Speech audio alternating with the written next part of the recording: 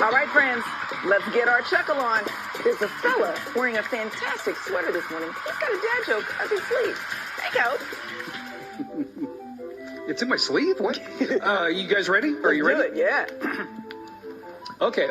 I don't know if you guys know this, but I've been training my dog to bring me wine, red wine, more specifically. It's a Bordeaux Collie. Yes! Yes! I like it. That was good. That was good. That's good. Right? Oh, that's a good Luke, one. man. Did they like it? They liked it too. That was so nice of you. Luke was like, oh, and then he laughed. Okay, that's good. Bordeaux Collie. If you have a dad joke for us, please send it into us. Good day at KMAX. Making sweet wine is a whole different process. So Luke's going to break it down for you. It's a whole different thing. A whole different thing. Whole different thing. So we're going to show you that coming up. You guys make lovely wines, my friend. I'm a big fan. But I like sweet wines. And you guys kind of, you cornered the market in this thing. Yeah, so we do a lot of sweet wines here, which the previous owner, Charles Spinetta, he was known for his sweet wines. So when we purchased this, we really just wanted to keep that going. We wanted to keep the tradition, keep the clientele that he had, which was great. But it's a different ballgame for sure. It's a little harder. The sweet wines, well, the way we make them is called stop fermenting. Stop fermenting. Stop fermenting. Do you just yell at it? Stop fermenting! Exactly. So, once again, that's why we have these chilling jackets. So we just watch them real close because yeast eats sugar, turns it into alcohol. So to have sweetness in wine, you need to preserve sugar. And so when it gets to that, we're just watching every single day. We're monitoring, watching. And when it gets to a sweetness we like, an alcohol we like, we chill these tanks down and I can get them down to 28 degrees Fahrenheit. So they're cold. And just nothing happens. And bacteria, yeast, nothing. The whole process stops? It just stops.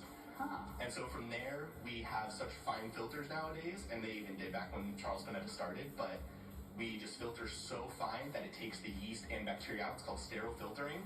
And then you just got to get in a bottle fast to make sure that it stays sterile. Now, we're standing in front of these big tanks, and I was saying that they look like rockets. Because they're tall and skinny, and that's on purpose, right? That's on purpose, yeah. So these tall, skinny tanks, the jacketing right here or the riveted part is jacketing for cooling, and so we have glycol that runs through there, and that's where, of course, I can get down to 25 degrees. But just because they're taller and narrower, there's more surface area of that cooling jacket touching the wine, so it can cool it that much faster. We have that much control over it stopping fast when we need it to. Man, I'm learning stuff, Luke. I'm like, you guys back in the studio didn't think I could learn at this age, but I'm learning things. So You learn it. So you gotta stop it. I mean, it's so precise. Like when it happens, you just everybody stops what you're doing, and you're like, we got a bottle, go now. It's not quite that urgent, but it's pretty much like that. I mean, when I stop it, I just got this little thermostat, I walk over, I turn it all the way down, and then I get to wait. But once it's filtered, that's when the urgency comes in. So we do so much filtering.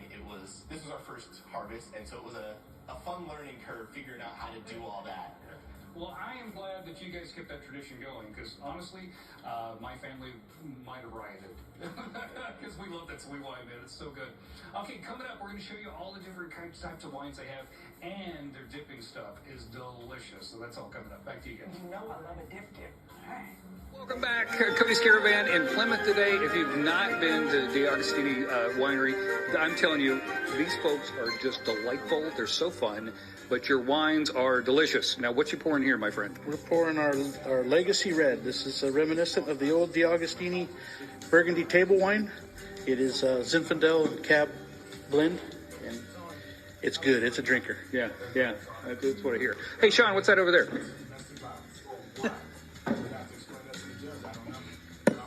That is a drinker. That's good. That's really nice. Yeah. That's really nice. Yeah. Now, We can pour that out. your, what's next? What's next is Zinetta. This was Charlie Spinetta's specialty. This is a sweet Zinfandel wine. Nobody else really makes it. It's pretty special. Look at the color. It's really beautiful.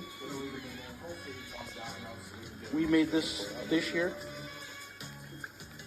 This is this year's vintage. Smells Salute. So nice. Salute.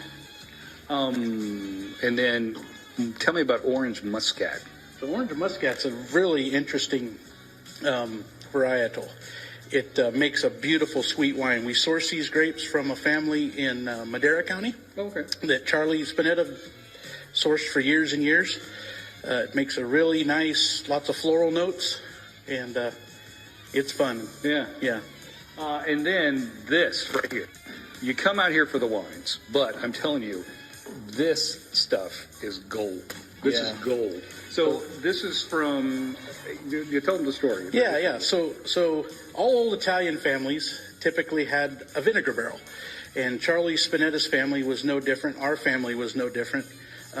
Somewhere or another, our family's vinegar got lost, and so it's made with a SCOBY or a mother.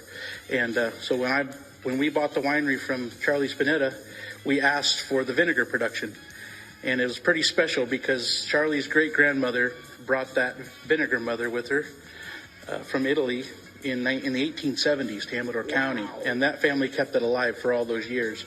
So we use, at the end of the day, when we have leftover tasting wine in the bottles, rather than throw it out so we can serve fresh wine the next day, we'll put it in the vinegar barrels to make more vinegar, and it's just a constant production. That is so neat. I mean, like the history of every bottle. Beautiful. The 1800s. It's beautiful. It's amazing. And that you dip like this. This is really why I came out here. Oh, it's so good. It's beautiful salad vinegar. It's the best. So good. I really want people to come out and visit you guys. So tell them how to find you. Well, first of all, go to DiAgostini Wines. If you go to DiAgostini Winery, it'll take you to the historic landmark, which is now Soban Estates, which it's a nice place to visit. There's a museum there.